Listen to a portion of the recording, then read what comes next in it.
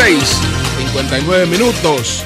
Buenos días, dominicanos, dominicanas, ciudadanos y ciudadanas del mundo. Julio Martínez Pozo con los comentarios de los temas más importantes en el sol de la mañana, en este jueves 12 de febrero del año 2014. Buenos días a todo el equipo del Sol de la Mañana: María Elena Núñez, Víctor Gómez Casanova, Eury Cabral, José La Luz, Melton Pineda, Mauricio Aybar, nuestros colegas de 5 a 7 de la mañana, a Yuri Rodríguez, Humberto Paniagua, Andrés Martínez, Álvaro Camaño y Mario Díaz en los controles. Buenos días en Santiago de los Caballeros, Ramón Paulino, así late la ciudad corazón, Rafael Díaz, nuestro cronista deportivo, Manuel González Manegonte, nuestro catedrático del sector agropecuario. Buenos días a Helen Gil, nuestra productora, a Sonia Patillo, nuestra coordinadora, a Joa Bernal y a todo el equipo de BTV Televisión. 7 en punto de la mañana. El sol de la mañana. El sol de la mañana. El sol de la mañana. Al mediodía de ayer estuvimos en Palacio Nacional, pues acompañando junto a don Antonio Espaillat y a Eury Cabral, acompañando a Carlos Alberto Montaner a una visita al presidente Danilo Medina, con el interés de entregarle de parte de Carlos Alberto Montaner, le entregó su novela al presidente Danilo Medina, le dedicó y le entregó su novela En tiempo de canallas, que ha estado pues promoviéndose aquí en la República Dominicana por parte de Radio Cadena Comercial, que ha coordinado también toda esta apariciones mediáticas que ha tenido en la República Dominicana don Carlos Alberto Montaner. Entonces, se trató de eso, de la visita de Montaner a Danilo Medina. Allí nosotros tuvimos el privilegio de ser testigo de un intercambio exquisito entre el presidente Medina y Carlos Alberto Montaner sobre temas muy importantes, ¿no?, de la actualidad internacional, algunas situaciones muy particulares de nuestra región y intercambio de pareceres sobre muchos puntos de vista. Es decir que la verdad esto fue una gran oportunidad. Entonces nuestro rol, el rol de los que estábamos acompañando a Carlos Alberto Montaner, era justamente ese, el de acompañarle. No se trataba de una cita nuestra con el presidente Danilo Medina, y por lo tanto el intercambio fundamental era entre ellos. Y por esa razón yo de manera especial no hice ninguna pregunta. Me limité a un comentario puntual sobre un tema que no era local. Entonces, al final sí, Eury Cabral no se contuvo y le preguntó al presidente sobre el tema de la reelección, pero él no creo que en el orden de la respuesta existiera nada que no se conoce, y no quiero ser yo quien se refiera a eso, porque entonces no quiero haber escuchado cosas que me suenen a mí de una manera y que a otra persona le resulten de otra manera. Gracias entonces, porque Carlos Alberto Montaner es un invitado nuestro, y esa distinción de la que fue objeto ayer por el presidente Danilo Medina, en cierta medida también es una decisión, es una distinción a este grupo de Radio Cadena Comercial que lo trajo al país y ha estado promoviendo su novela En tiempo de canallas. Así que eso fue el encuentro de ayer con el presidente Danilo Medina. Yo sé que hay temas muy importantes, hay temas trascendentes, hay temas de la actualidad.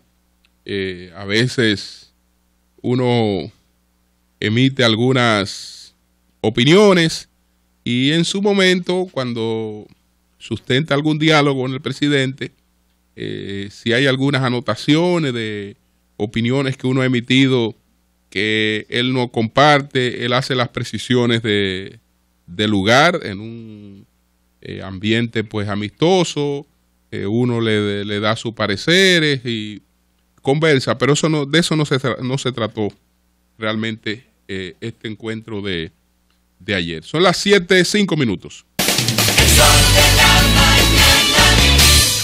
El sol de la mañana. El sol de la mañana.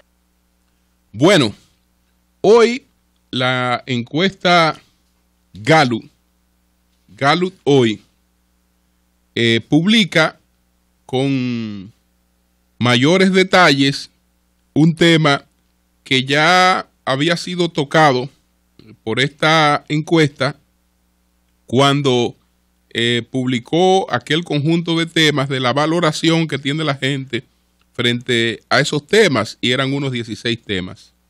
Y veíamos que el presidente tenía y el gobierno la valoración que merecen en el tema de la educación. Una valoración que busca casi un 90%, 80 y tanto por ciento. Y entonces en esa misma ponderación de los 16 temas, muchos temas el gobierno está por debajo de un 50%, pero en el tema de la inmigración haitiana no es que está por debajo de un 50%, es que está en el suelo, porque ahí aparecía, mientras en educación tenían 89, en esa valoración apenas un 20.5% consideraba que el gobierno había tenido buen desempeño con el tema haitiano.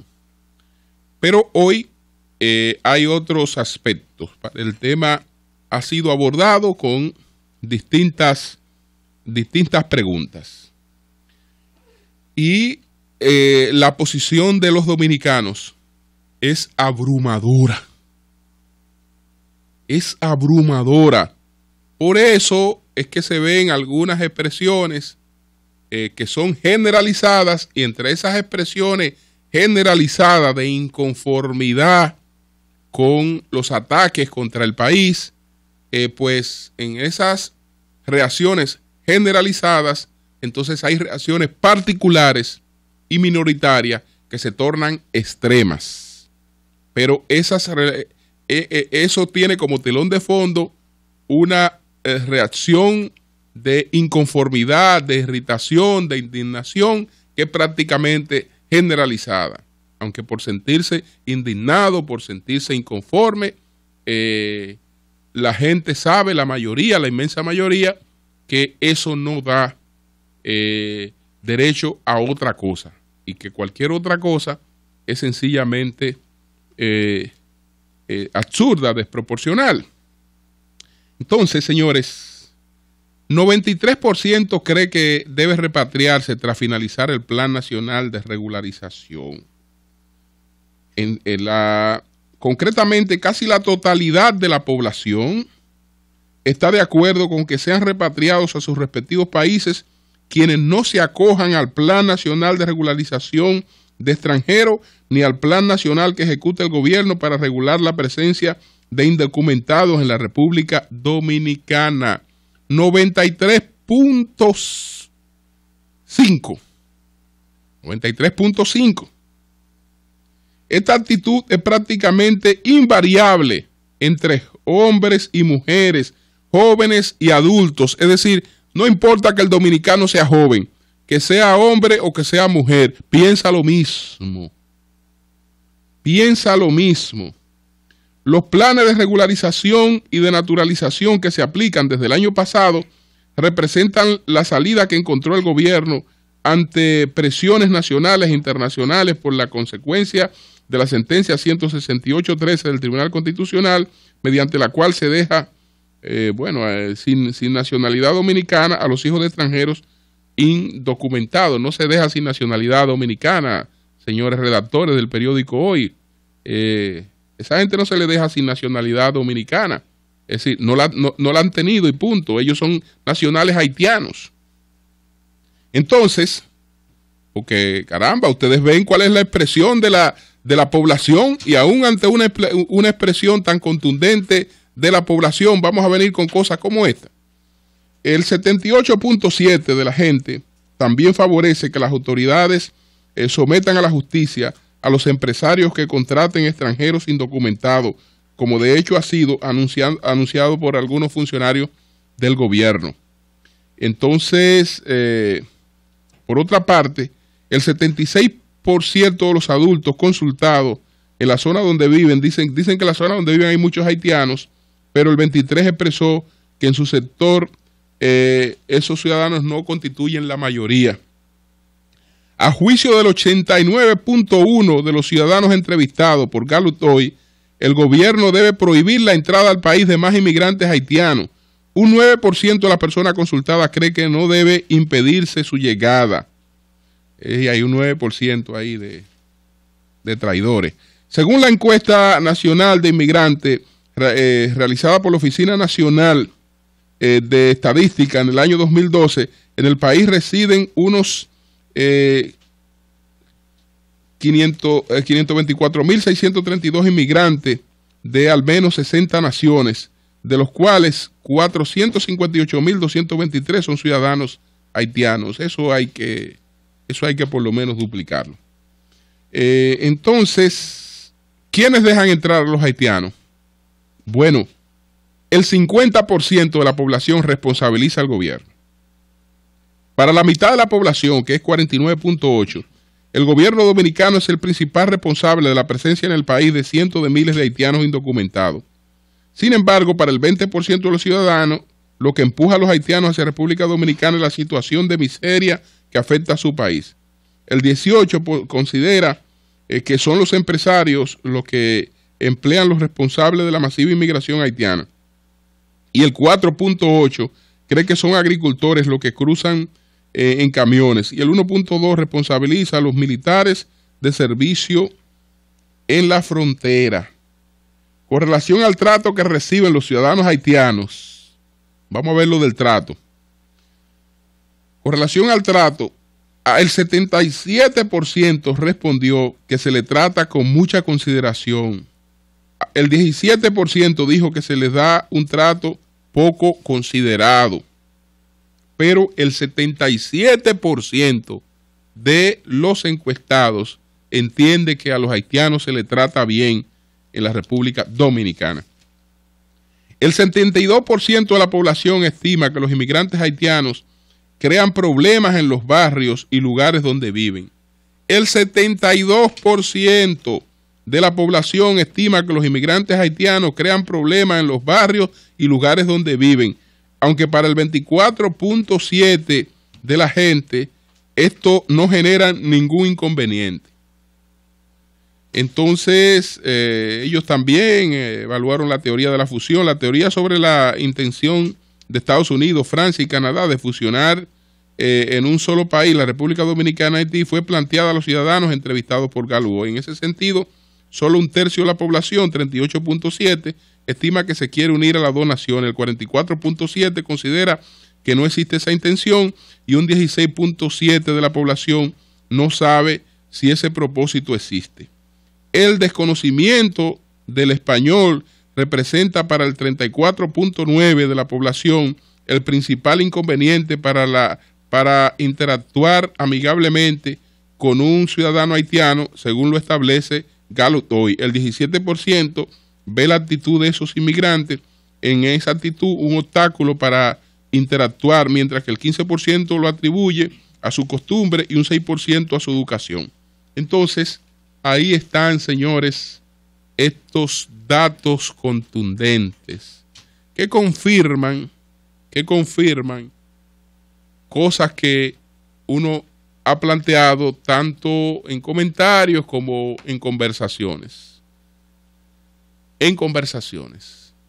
Por ejemplo, en una de esas conversaciones que ha estado aquí compartiendo en distintas visitas, en una de esas conversaciones con Carlos Alberto Montaner, por ejemplo, en casa de el doctor Reinaldo Pared Pérez, él preguntaba cuál es digamos, el tema de mayor confluencia para los dominicanos.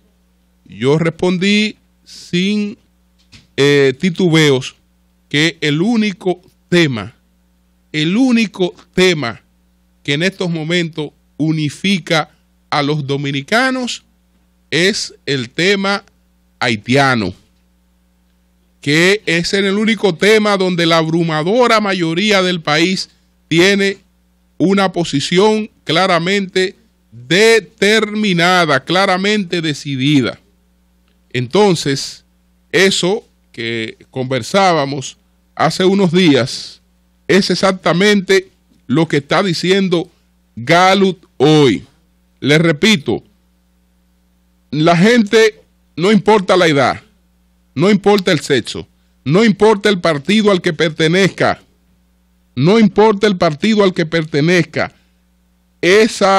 93.5 de la población nacional, pues piensa lo mismo.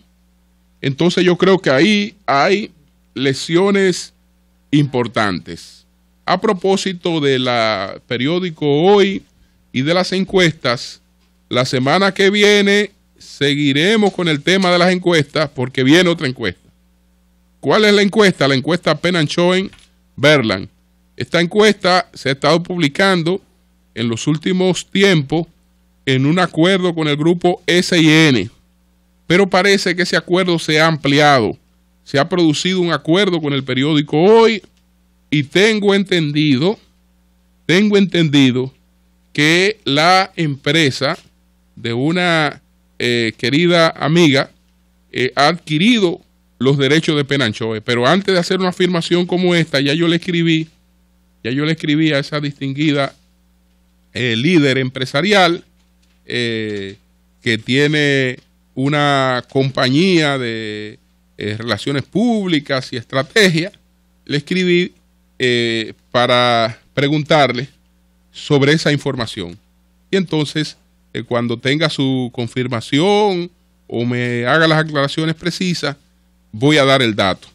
Pero sí, esta encuesta va a ser publicada por el periódico Hoy y va a ser publicada a partir del lunes, la encuesta Penn-Schoen-Berland.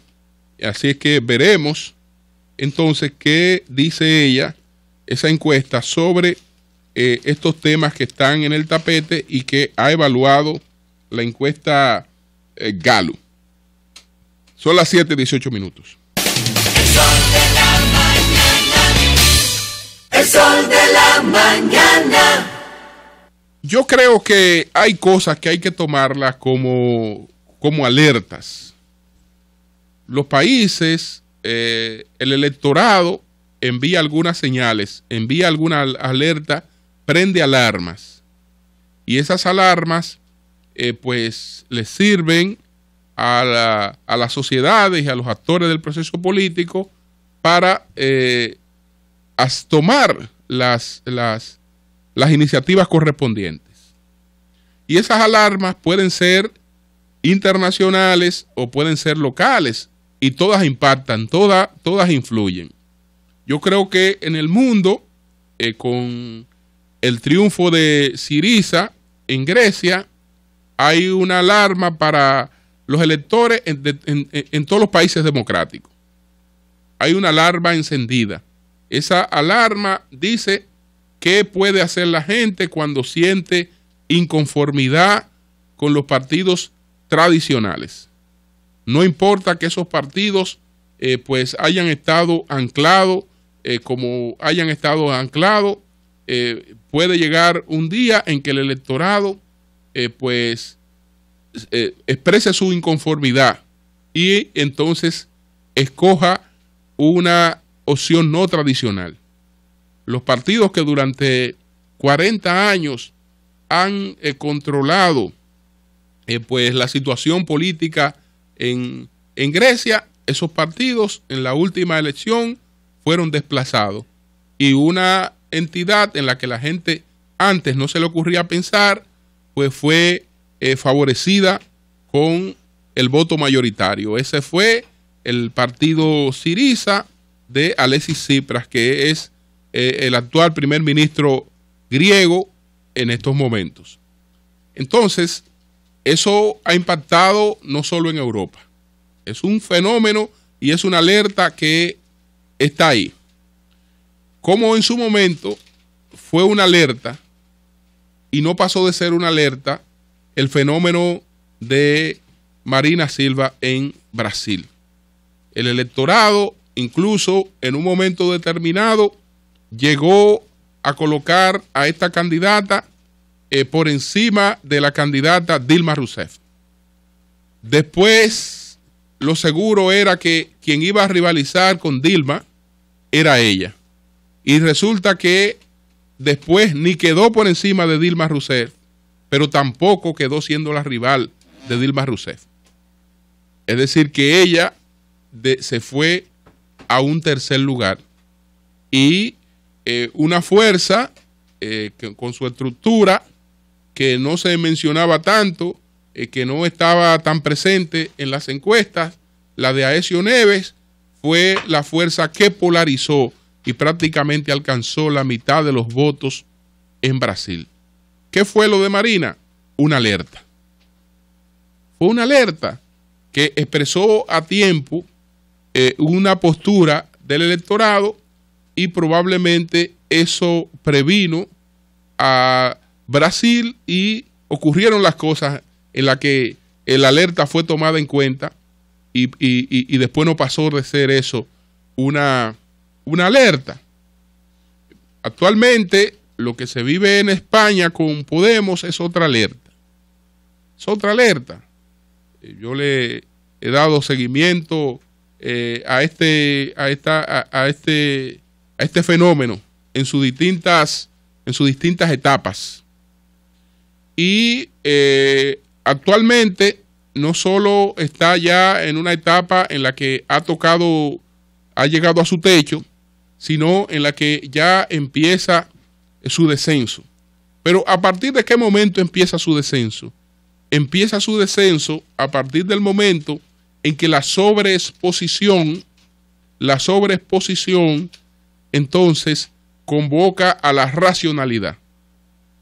Llega el momento de presentar soluciones, llega el momento en que usted no solo aparece hablando cuando usted quiera en mítines, en universidades, sino que llega el momento en que aparecen los periodistas, como ya usted es un centro de atención, y los periodistas aparecen haciendo preguntas, y a veces no son las preguntas que usted espera, y cuando sus respuestas carecen de concreción, eso queda reflejado y eso va variando el sentimiento de la gente.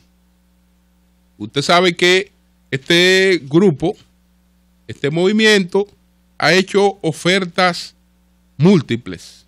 Yo particularmente me he detenido un poco en sus 14 ofertas fundamentales.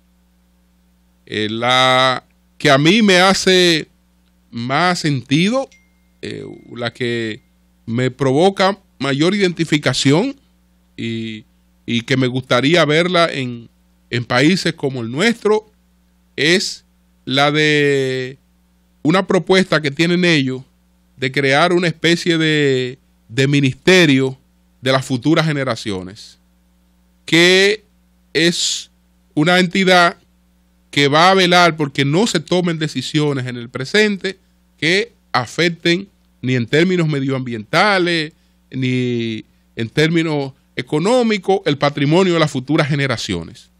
Eso es responsabilidad. Es decir, las generaciones actuales no tienen derecho a pues disponer del patrimonio de futuras generaciones. Y ellos tienen una propuesta, entre sus 14 propuestas, que está dirigido a ese tema.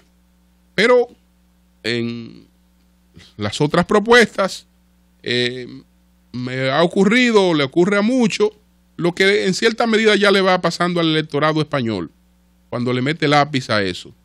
Podemos, a todas las personas que estén en riesgo de exclusión, que ya sean excluidos o estén en riesgo de exclusión, todas esas personas van a pasar por un sitio a cobrar un cheque, porque tendrán una renta mínima garantizada. Usted está en riesgo de exclusión, bueno, usted va a tener un cheque, usted va a cobrar. Usted va a cobrar. ¿De dónde aparecerá el dinero? Nadie sabe, pero usted va a cobrar. Todo el que esté en riesgo de exclusión va a cobrar. Usted sabe lo que representa eso para un Estado. Hay otra propuesta en la que no importa que usted haya cotizado. ¿Cuántos años usted cumplió? Usted tiene la edad de pensión, no, incluso la edad de pensión nosotros vamos a rebajar.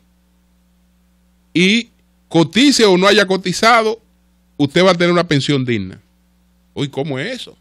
En todas partes donde hay una garantía de pensión, eso sale de lo que la gente ha aportado, porque lo que se le va a pagar a una gente de pensión tiene que salir de algún sitio.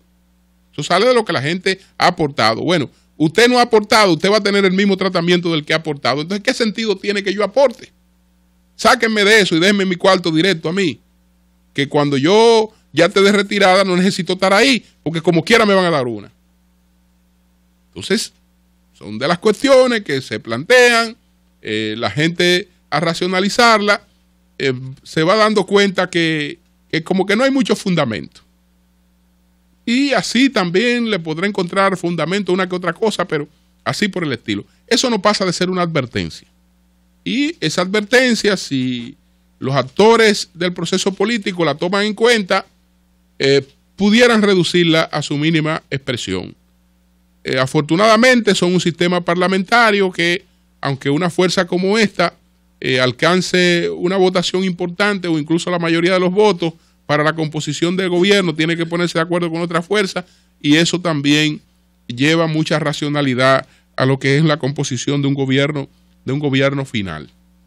Todo esto para que lo que se proyecta con Guillermo Moreno, real o irreal, en el sentido de que hay gente que entiende que no marca eso que ha planteado Galo, otros que entendemos que ahí debió de haberse producido algún tipo de error, incluso hay informaciones en ese sentido, pero veámoslo de la manera siguiente, olvidémonos de lo que marcó ahí.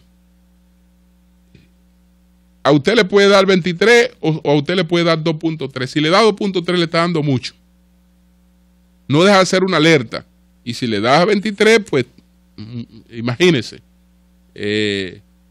Ya es una cuestión de emergencia. Entonces, eso puede estar expresando. Eso expresa una alerta. Eso expresa una alerta. Eso también puede estar enviando un mensaje a distintos sectores, sobre todo a los que tienen que presentar una propuesta opositora. Si ustedes no se ponen de acuerdo, si ustedes siguen dispersos, si lo que han logrado ahora lo van a fraccionar mucho más, entonces olvídense que ustedes van a ser desplazados. Y en definitiva, a un político lo que le gusta es estar entre la gente que son determinantes, entre los que tienen mayores influencias. Ningún político quiere que lo desplacen. Y eso también puede tener un mensaje que está dirigido pues justamente a producir una reacción. Cuando estas cosas se producen con tiempo, terminan teniendo una expresión distinta a la de la realidad. Por lo general, los fenómenos que han podido materializarse como tales son aquellos fenómenos que sorprenden. Son aquellas cosas que sorprenden, aquellas cosas inesperadas, aquella forma de llegar sin dejarse ver. Esos son los fenómenos que pueden sorprender y materializarse. Por lo general, cuando no es así, cuando lo que se trata son de advertencias, de situaciones que se dan a una distancia de los procesos electorales y que no tienen la consistencia necesaria, esas cuestiones se desvanecen o se reducen significativamente. Son las 7:30, cambio y fuera, Maurice.